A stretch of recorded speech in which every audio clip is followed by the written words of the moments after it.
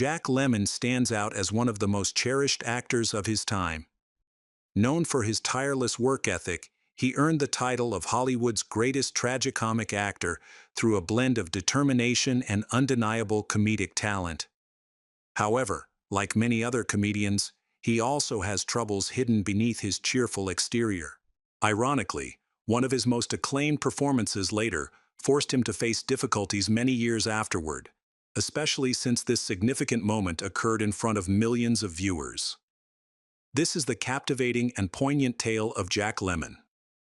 Born on February 8, 1925, Jack Lemmon made his entrance into the world in the elevator of Newton Wellesley Hospital in Massachusetts. He was the sole child of Mildred Burgess and John Uhler Lemmon. The Lemmon family valued tradition, which is evident in Jack's full name, John Uhler Lemmon III, honoring both his father and grandfather. The circumstances of his birth starkly contrasted with his mother Millie's usual refined standards. She was in the midst of a bridge game and refused to let contractions disrupt her fun. Millie only made it as far as the hospital elevator before labor struck.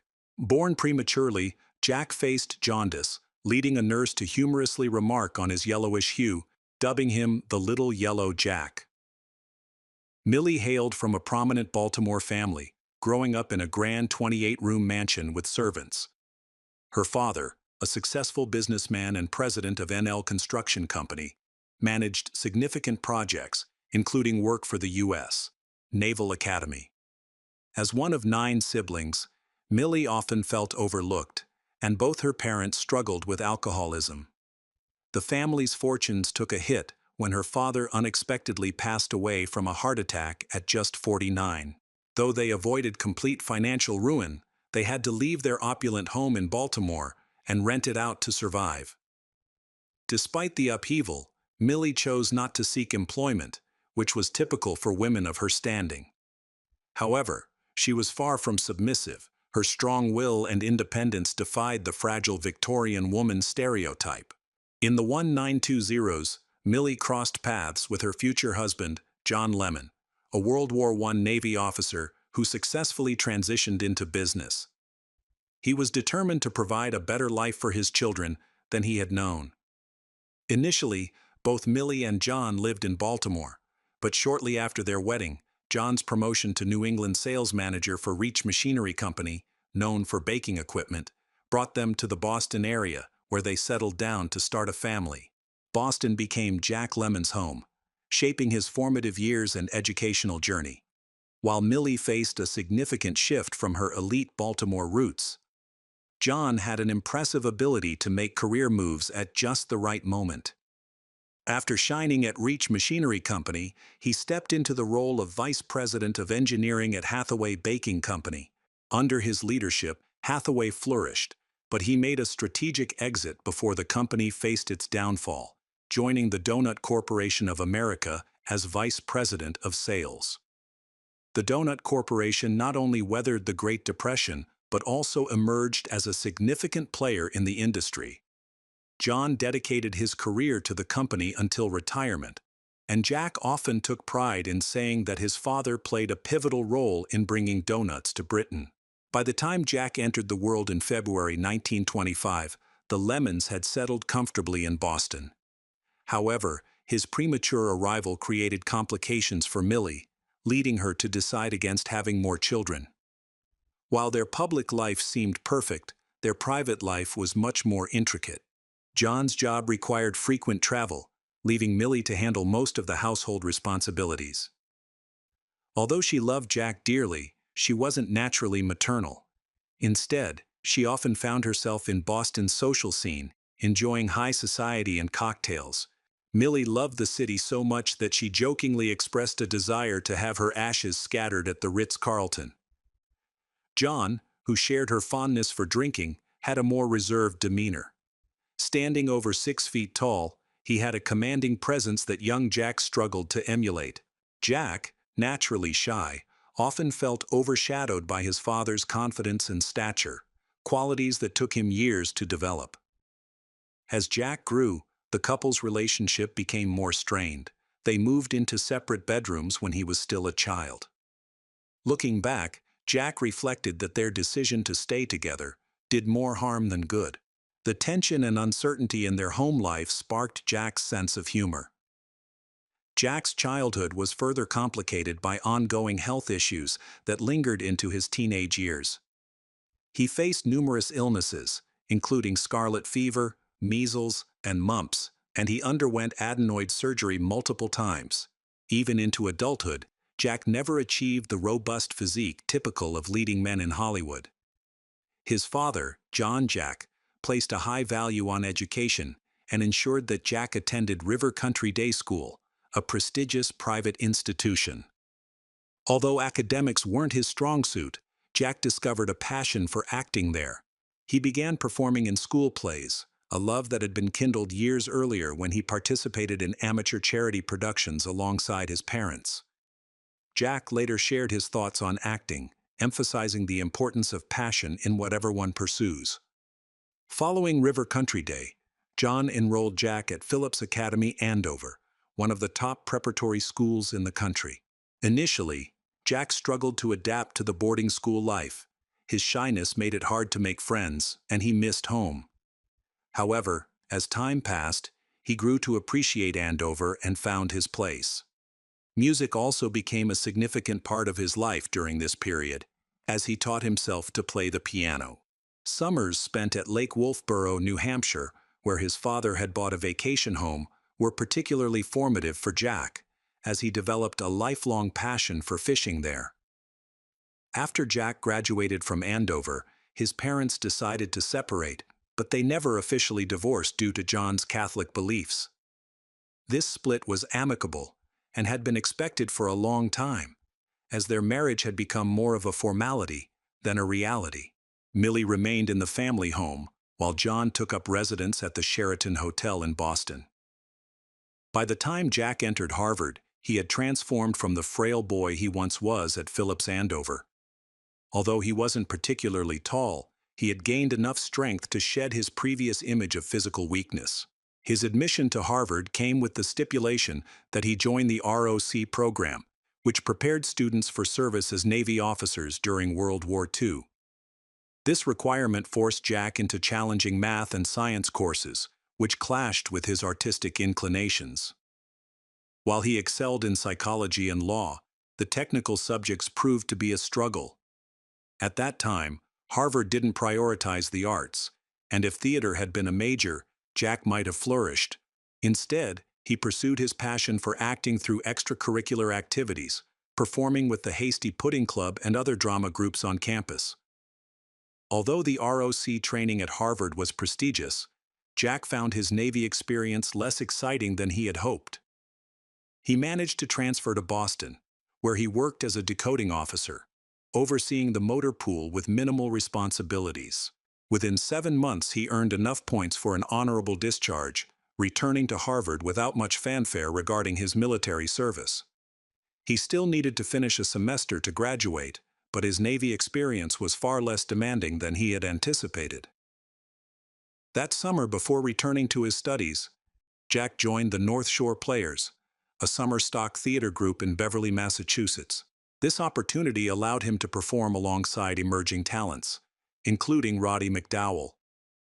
Jack's father, John, had always envisioned him pursuing a business career, but it became clear that this path wasn't meant for Jack.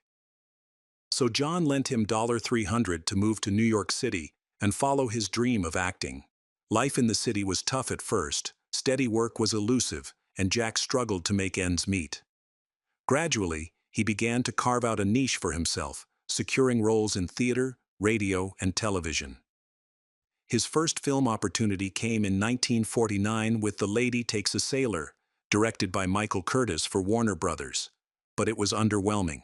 Jack didn't even receive a credit, and the film faded into obscurity. At that point, he didn't see himself as a film actor. His focus shifted to the burgeoning world of television. As the 1950s rolled in, television began to challenge the Hollywood studios, creating new opportunities for performers like Jack. He found himself working on popular shows such as Studio One and Robert Montgomery Presents. During this time in New York, Jack met Cynthia Stone, an actress primarily known for her television work. They collaborated on several projects, including the series That Wonderful Guy in 1949 and Heaven for Betsy in 1952, and soon fell in love. They married in May 1950 in Cynthia's hometown of Peoria, Illinois, a wedding day that came with its own drama. When she didn't show up, everyone became concerned. Their worries were justified. Her penchant for drinking had led her to forget to turn off the gas stove after attempting to cook a late-night meal. She slept through the night with the stove still on. Fortunately, neighbors detected the gas smell the next morning and alerted emergency services.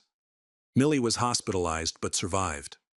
4 years later, Jack and Cynthia welcomed their son Chris, but their marriage didn't endure. Having witnessed the strain in his own parents' relationship, Jack opted for divorce rather than prolonging an unhappy marriage. Their split was finalized in 1956, and it would be years before Jack would remarry. While Jack Lemmon's most celebrated roles came later in his career, his early films are worth noting. His first major role was in It Should Happen to You, released in 1954.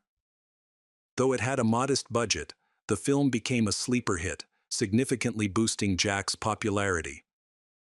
Directed by the renowned George Cukor, known for his sophisticated comedies like Holiday and The Philadelphia Story, the film didn't receive much award recognition but garnered strong reviews, highlighting the fresh talent of Jack Lemmon. For him, It Should Happen to You marked a pivotal moment, setting his career on a promising upward trajectory. This opportunity came at a crucial time, especially after a disastrous Broadway stint in room service, which closed after just 2 weeks. Fortunately, during that brief run, a talent scout recognized Jack's potential and alerted Columbia Pictures' Harry Cohn. Following the success of It Should Happen to You, Jack signed a 7-year contract with Columbia, putting his theater and television career on pause as the studio aimed to transform him into a movie star. This contract was one of the most generous Cohn ever offered, allowing Jack the rare opportunity to work with other studios as a newcomer. His first film under this contract was Puffed. Released in November 1954, Jack wasn't thrilled with the title, often blaming it for the film's poor box office results.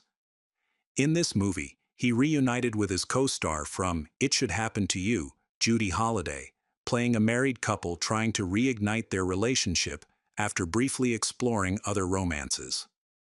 While it appeared to be a typical romantic comedy, the film subtly critiqued the rigid sexual norms of the 1950s. The following year, Jack's career gained even more momentum as he appeared in 4 films, including Mr. Roberts, My Sister Eileen, and Hollywood Brawn Busters, where he played himself. Among these, Mr. Roberts stood out as a significant turning point in his career.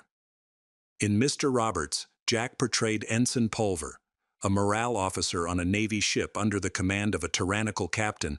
His performance earned him the Academy Award for Best Supporting Actor, a rare achievement since he mostly took on leading roles later in his career. It is interesting to recall the irony that before winning an Oscar for a naval film, Jack had a rather unremarkable time in the Navy. However, this role foreshadowed a recurring theme in his career: characters evolving from uncertainty. Moreover, his role in Mr. Roberts came about somewhat serendipitously. While at the Columbia lot, an older gentleman approached him about a project called Mr. Roberts, and Jack casually expressed some interest. The man walked away just as a crew member rushed up, asking what John Ford, the legendary director, wanted with him. Jack hadn't even recognized Ford, yet he landed the part. Once on set, he might have had second thoughts, but he formed a solid friendship with co-star James Cagney, who, despite his reputation for toughness, referred to Ford as truly a nasty old man. At one point, Ford even punched leading man Henry Fonda in the jaw. The cast and crew felt a wave of relief when a gallbladder attack forced Ford to step away from the project, leading to Mervyn LeRoy and Joshua Logan taking over. While Ford received praise for his dramatic performances, Jack Lemmon truly thrived in light comedy. In 1956, he starred in You Can't Run Away From It, portraying a struggling reporter who falls for a woman at the center of a nationwide search after she goes missing. Although the plot was predictable and not his most sophisticated work, the film showcased the vibrant technicolor and cinemascope that defined 1950s cinema. Viewers enjoyed Jack's effortless charm on screen, solidifying his reputation as a performer who balanced humor and emotion effortlessly. Following You Can't Run Away From It, Jack kept a steady rhythm, appearing in at least one Columbia film each year. By then, he was one of the last major Hollywood stars tied to a long-term studio contract, as the golden age of studio dominance was fading. Many actors began opting for freelance work, signing on a film-by-film basis. While his commitment to Columbia somewhat restricted his role choices, many films from this period still showcase his talent, even if they've slipped from the public's memory. Although some of Jack's most iconic films came from other studios later on, his Columbia work highlights his versatility. In 1957, Jack ventured slightly beyond his usual roles with Fire Down Below, where he starred alongside Robert Mitchum and Rita Hayworth. The film follows two Korean War veterans who smuggle goods across the Caribbean. While Mitchum's character adds tension, the film's heart lies in the chemistry between Jack and Mitchum. Their contrasting styles, Jack's anxious energy versus Mitchum's laid-back cool, created a captivating on-screen friendship. The film also delves into the complexities of male camaraderie, a recurring theme in Jack's career. The next year, Jack showcased his range in two very different films, Cowboy and Belle, Book and Candle. In the latter, a light-hearted romantic comedy, he played a supporting role alongside Kim Novak and Jimmy Stewart, who had just starred in Hitchcock's Vertigo. In Cowboy, Jack took the lead as a man pursuing his dream of becoming a cowboy, driven by his desire to win a woman's heart. Though that romance ultimately fizzled. What endures is the bond between Jack's character and Glenn Ford's experienced cowboy. This focus on male friendship over romance hinted at the dynamic Jack would later share with Walter Matthau in their iconic collaborations. Now a star, Jack had the freedom to seek out challenging roles. He once mentioned that if he felt a bit intimidated by a part, that was a sign he should take it on. He expressed a love for the thrill of tackling something that pushed him. With this adventurous spirit, he was ready to collaborate with one of Hollywood's most brilliant directors, who would surely bring out the best in him. One of the most exciting chapters in Jack Lemmon's career unfolded with his role in Some Like It Hot. This film has become synonymous with legendary behind-the-scenes drama. Initially, Jack was not viewed as a key player in the project. He joined after Marilyn Monroe and Tony Curtis had already signed on, and it was produced by United Artists, a studio he hadn't previously collaborated with. However, his flawless performance and undeniable chemistry with his co-stars marked a significant milestone in his career, allowing him to hold his own alongside the iconic duo of Curtis and Monroe. Interestingly, Billy Wilder originally envisioned the role for Jerry Lewis, but when Lewis declined due to his discomfort with cross-dressing, it opened the door for Jack. Out of gratitude for what Lewis later recognized as a regrettable decision, he sent Jack a box of chocolates every year for the rest of his life. Once Monroe came on board, the studio's worries about Jack's lack of star power faded away, giving Wilder the freedom to cast as he pleased. For everyone involved, Some Like It Hot turned out to be a pivotal moment. This was true not only for the legendary cast, but also for Wilder, who was already an esteemed filmmaker known for classics like Double Indemnity and Sunset Boulevard. Having fled Nazi Germany, Wilder brought a unique European flair to Hollywood. In Some Like It Hot, his direction skillfully balances absurdity with sophistication, allowing Monroe to shine in a role that showcased her comedic talent and often overlooked acting skills. Wilder's camera also doesn't shy away from emphasizing her captivating presence. Despite the rumored tensions during production, the film unfolds as a delightful fast-paced comedy filled with outrageous moments. For Jack, Some Like It Hot was a tremendous success, earning him an Academy Award nomination for Best Actor and solidifying his legacy in the annals of cinematic history as one of the greatest comedies ever made. Jack's ability to perform in drag didn't come without meticulous attention to detail. Early in production, he persuaded Tony Curtis to don their female costumes and stroll around the studio lot to gauge reactions. Although Curtis, with his tough guy persona, was initially hesitant, he went along with the idea. To their surprise, no one seemed to notice them. They decided to up the ante by using the women's restroom, and again, they blended in seamlessly, appearing as just two ladies freshening up. That moment confirmed they had truly embraced their roles. After the massive success of Some Like It Hot, Jack remained faithful to his comedic roots, although his subsequent films took on a more subdued tone. In 1959, he teamed up with Doris Day for It Happened to Jane, a charming romantic comedy set in a quaint Maine town. Like many of Doris Day's films, this one highlighted her musical talents. While it delivered delightful performances and light-hearted laughs, it fell short in quality compared to Some Like It Hot. However, Jack's next project marked a reunion with director Billy Wilder. In The Apartment, he starred alongside Shirley MacLaine and Fred MacMurray. MacLaine played the love interest of Jack's character, Baxter, a mild-mannered office worker who allows his bosses to use his apartment for their affairs, hoping for a promotion. Baxter embodies the everyman, the typical American office worker struggling to climb the corporate ladder. Though The Apartment is undeniably comedic, Wilder masterfully blends humor with poignant social commentary. Beneath the laughs lies a sharp critique of corporate culture and the moral compromises people make for success.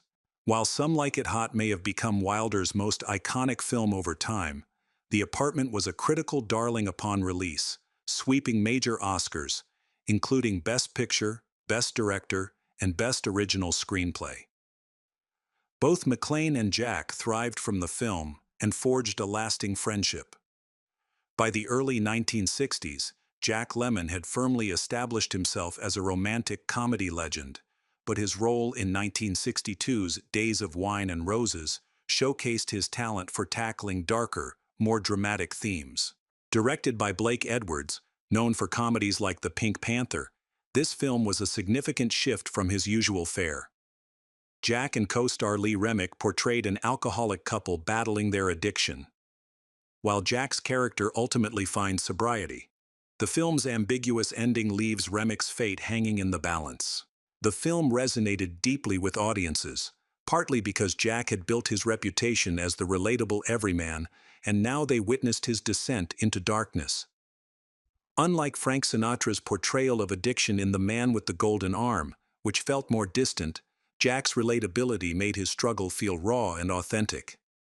To prepare for the role, Jack spent evenings at Lincoln Heights dry-out rooms, where he was profoundly affected by the harrowing experiences of those undergoing alcohol withdrawal. Later, during the intense straitjacket scene, he channeled the emotional turmoil he had witnessed to the point where he continued to writhe and shout, even after the director called cut.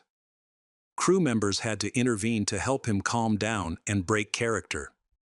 The result was one of the decade's most unsettling yet powerful films, earning him widespread acclaim and another Academy Award nomination.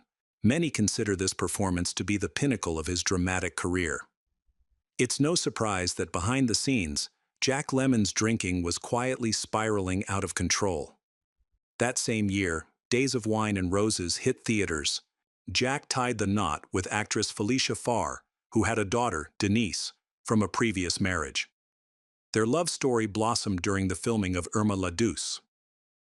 After they wed, Farr continued her acting career, and in 1966, she welcomed their only child together, a daughter named Courtney. The couple remained devoted to each other until Jack's passing.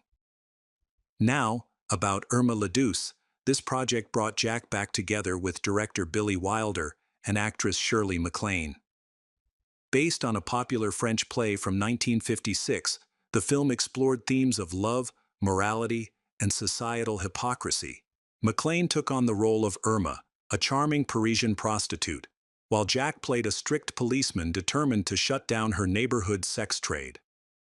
Unsurprisingly, he falls for Irma, leading to a narrative filled with sharp dialogue and some risque humor. At nearly 2.5 hours, Irma la Douce was quite lengthy for a romantic comedy, yet it was a hit, grossing far more than its hefty budget. While it might not have been as groundbreaking as Some Like It Hot or The Apartment, it showcased Jack's exceptional ability to resonate with audiences. In the mid-1960s, Jack leaned heavily into romantic comedies. In Under the Yum Yum Tree, he portrayed a more sexually confident character than fans were used to, earning a Golden Globe nomination. This was followed by Goodneighbor Sam in 1964 and How to Murder Your Wife the next year, both of which garnered him BAFTA nominations for Best Actor. After witnessing shocking scenes while preparing for Days of Wine and Roses, he faced another devastating moment related to alcohol. For years, Jack dedicated himself to supporting his ailing mother, who continued drinking as passionately as she had in her heyday in the 1920s. By 1967, she was in poor health, and Jack's father had passed away in 1962. He always made it a point to visit her, planning special outings.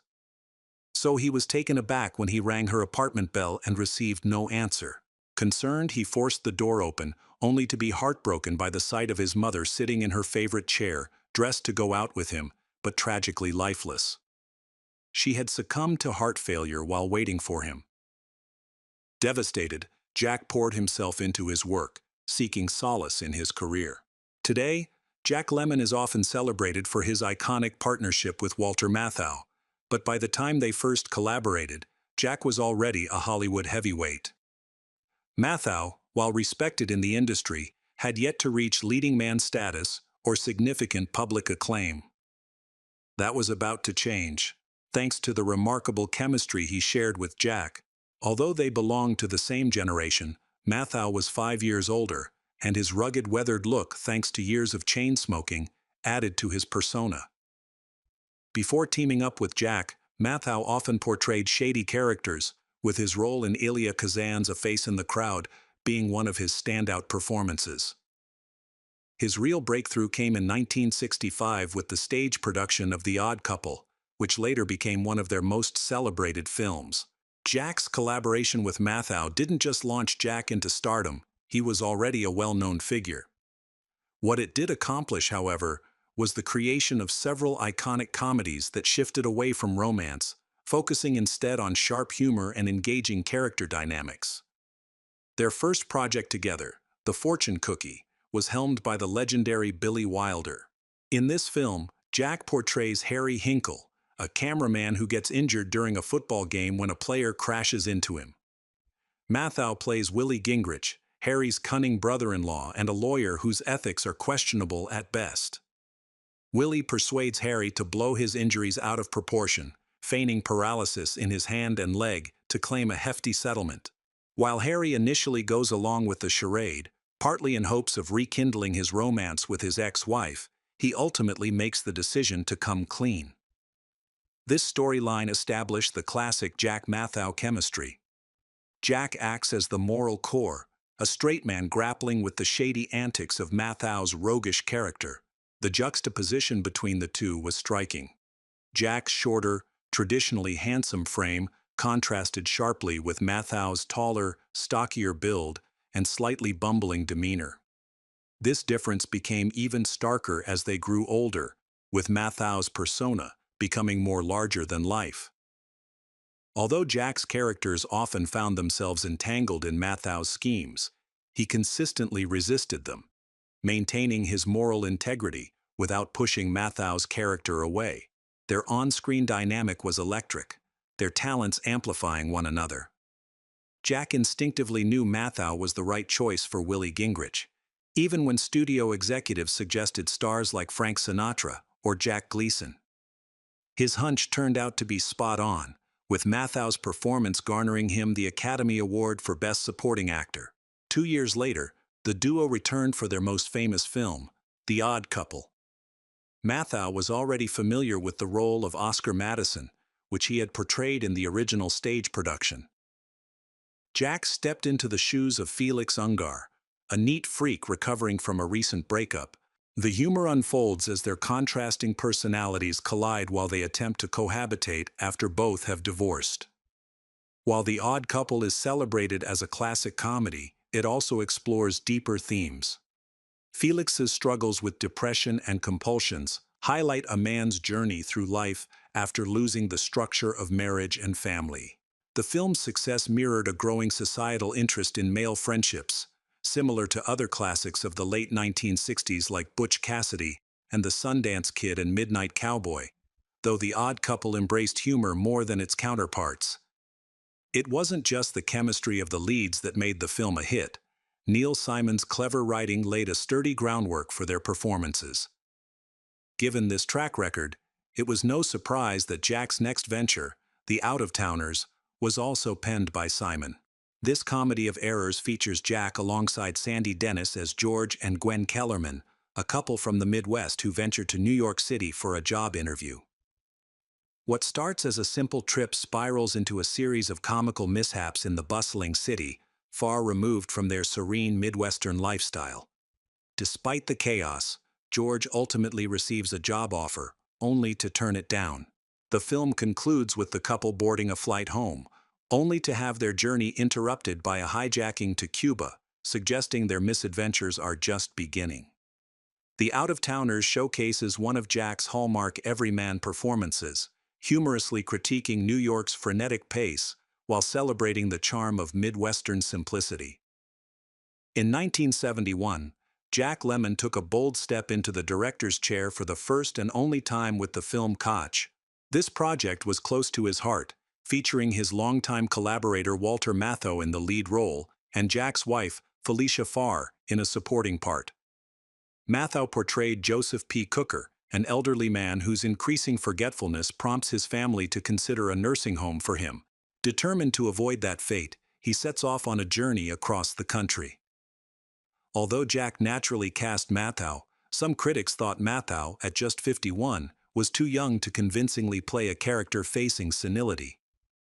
Nevertheless, his performance earned him an Academy Award nomination. After Koch, Jack decided not to pursue directing again, making this film his only foray behind the camera. In 1972, Jack returned to acting, reuniting with legendary director Billy Wilder for Avanti. This film, one of their most divisive collaborations, features Jack as Wendell Arm Brewster Jr., who travels to Italy to retrieve his deceased father's body. Upon arrival, he discovers his father had been having a long-term affair with a British woman. As Wendell grapples with this shocking revelation, he begins to question the strict social norms that have governed his life. Critics remain split on Avanti. Some, like David Wallace, consider it Wilder's weakest film due to its whimsical and implausible plot. Roger Ebert offered a more nuanced critique, noting that while the film isn't a constant laugh riot and could benefit from being shorter, it possesses a certain charm, enhanced by its picturesque locations. Jack's next venture, Save the Tiger, marked a significant shift in tone and earned him his first and only Academy Award for Best Actor. He had long advocated for a passion project at Paramount, and after delivering numerous hits, they finally agreed to let him make Save the Tiger. Despite winning the Oscar, the film didn't resonate with audiences. In it, Jack plays Harry Stoner, a once ethical businessman now struggling to keep his clothing company afloat. As the narrative unfolds, Harry faces the moral compromises he has made, including engaging in arson. His encounter with a free-spirited hippie forces him to confront his regrets about the man he has become. This role was a departure from Jack's usual characters, as Harry is deeply flawed and far from his moral roots. Yet, true to Jack's style, the film concludes on a note of redemption, reaffirming his image as a relatable everyman. Save the Tiger beautifully illustrates Jack's ability to tackle darker, more complex roles while maintaining the genial persona that endeared him to audiences. Jack Lemmon's last project with Billy Wilder was The Front Page in 1974, a sharp-witted comedy adapted from the classic play by Ben Hecht and Charles MacArthur. This story had previously been brought to life in Howard Hawks' 1941 screwball classic His Girl Friday. In Wilder's rendition, Matthau and Jack took on the iconic roles originally portrayed by Cary Grant and Rosalind Russell. Matthau played a cunning newspaper editor trying to prevent his star reporter, played by Jack, from quitting. The film thrives on its clever dialogue, highlighting the verbal sparring that characterized the Jack-Matthau dynamic. Their humor relied on wit rather than slapstick, making the front page a prime example of their comedic strength.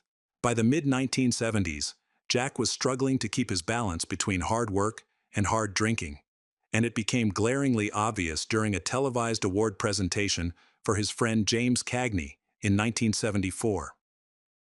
His stumbling, incoherent speech raised eyebrows, prompting questions about his health. Jack attributed his state to a combination of medication and alcohol, but it was clear that his drinking was the real culprit. He appeared sheepish and embarrassed, as if his life was about to mirror his role in Days of Wine and Roses. Unfortunately, this wasn't a wake-up call for him. 2 years later, he faced more humiliation when he was arrested for drunk driving. During this time, Jack took a break from Matthau and dove into various projects, although many fell short of his high expectations. He starred in The Prisoner of Second Avenue, a dark comedy adapted from Neil Simon's play, and appeared in the disaster film spoof Airport 77. While these roles kept him occupied, it was the China Syndrome that marked his comeback and launched a series of critically acclaimed performances from 1979 to 1982. In this film, Jack played Jack Goodell, a nuclear power plant engineer who discovers serious safety violations. Co-starring Jane Fonda and Michael Douglas, the tension escalates as Goodell's quick thinking prevents a catastrophic explosion. As the plot unfolds, he realizes that the company's cost-cutting measures have put everyone's safety at risk.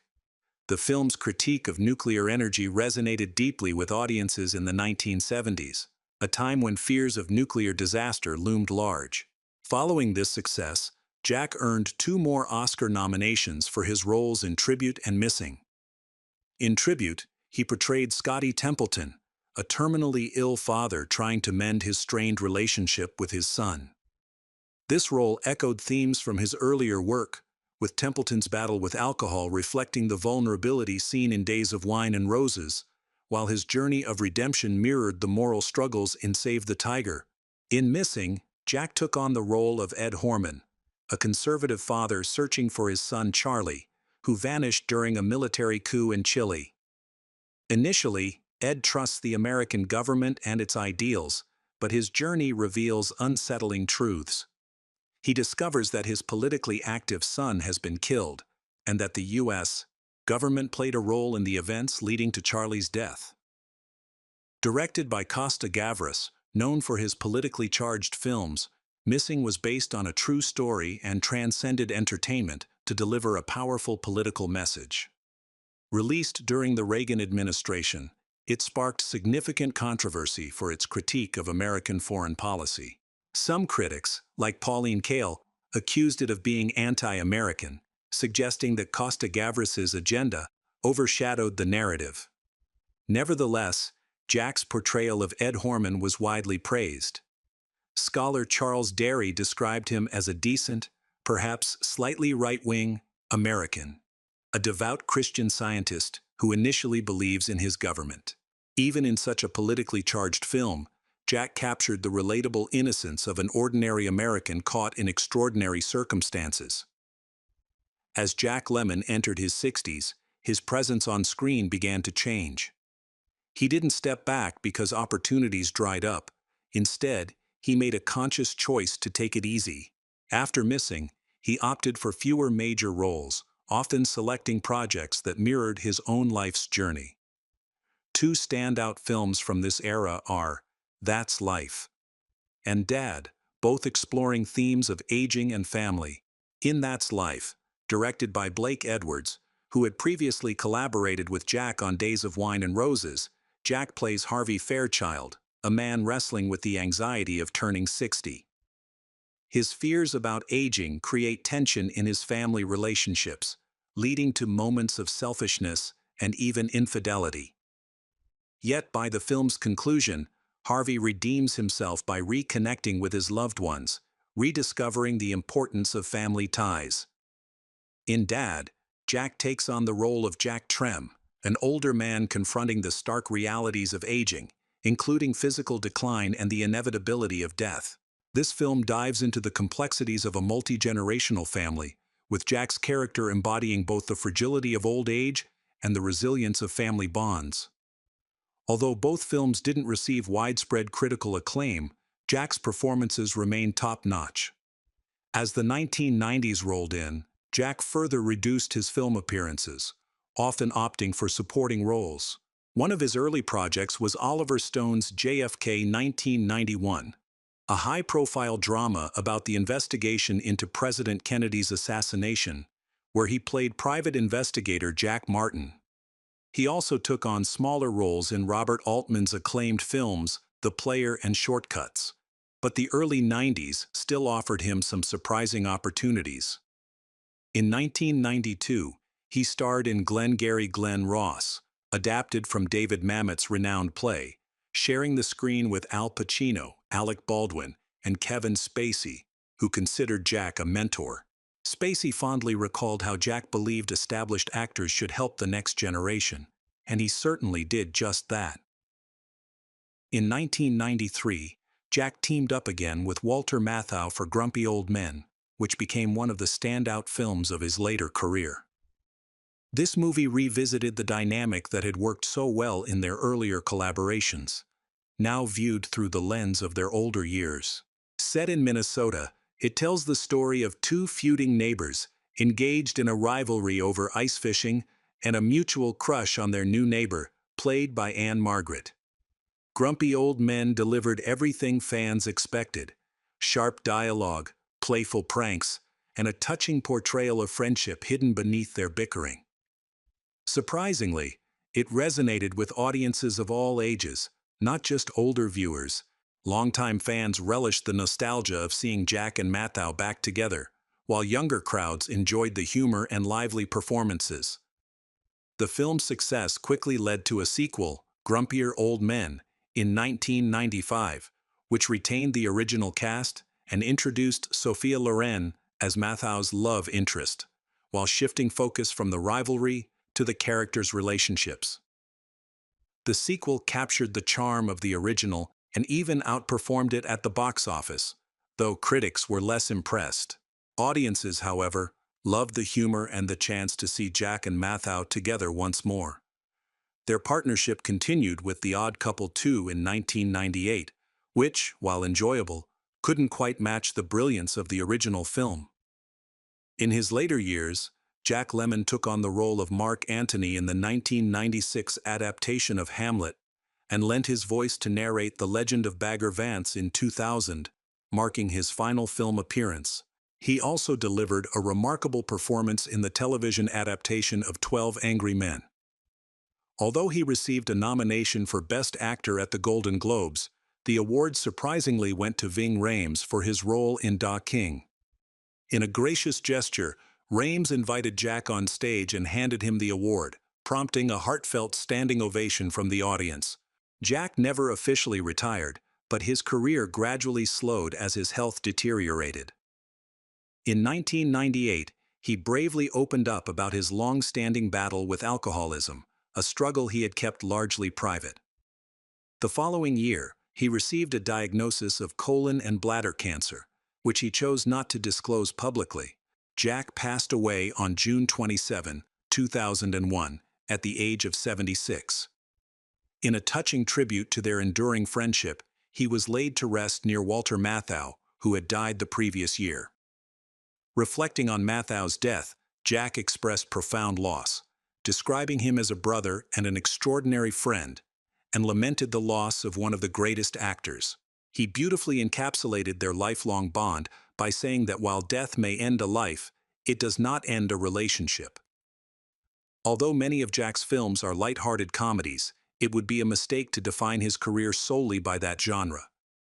His incredible range earned him 2 Academy Awards, one for Best Supporting Actor and another for Best Actor. Even in his more comedic roles, especially those directed by Billy Wilder, Jack infused his performances with depth and social commentary. His passion for acting shone through from his childhood dreams to his final performances, showcasing a remarkable dedication to his craft. Whether portraying the relatable everyman or delving into darker, more intricate characters, Jack's talent was undeniable. Throughout his life, he seemed to mask feelings of inadequacy with humor, hard work. Undeniably, his fervor for acting solidified his legacy as one of the all-time greats. Thanks for tuning in. Don't forget to like, share, and subscribe. Until next week,